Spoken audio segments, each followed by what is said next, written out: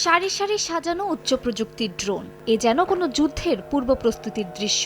Donald Trump শপথ নেয়ার আগেই ইসরায়েল যুক্তরাষ্ট্রকে নিজেদের শক্তিমত্তা জানান দিতে সম্প্রতি সক্ষমতা প্রদর্শন শুরু করেছে ইরান। পেজেশকিয়ান প্রশাসনের দীর্ঘ 2 মাসের সামরিক মহড়ার মধ্যে এবার নিজেদের সামরিক অস্ত্রাগার আরও সজ্জিত ও ভারী করল তেহরান। স্থানীয় সময় সোমবার নতুন করে 1000 অত্যাধুনিক প্রযুক্তির ড্রোন ইরানের ভিন্ন ভিন্ন অঞ্চলে সরবরাহ করা হয়েছে।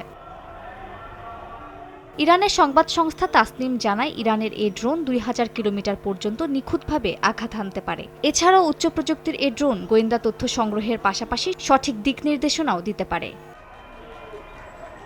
ইরানের সামরিক বাহিনীর এক ঊর্ধ্বতন কর্মকর্তা জানান, তেহরানের অনেক শক্তিশালী অস্ত্র সম্পর্কে অন্যান্য দেশের কোনো ধারণাও নেই। এসব অস্ত্র কঠোর গোপনীয়তা বজায় রেখে বর্তমান সামরিক মহড়ায় ব্যবহার করা হতে পারে বলে জানান তিনি। সেই সঙ্গে শত্রু দেশের সামরিক সক্ষমতার ওপর তেহরানের কড়া নজরদারি রয়েছে বলেও হুঁশিয়ার করেন এই কর্মকর্তা।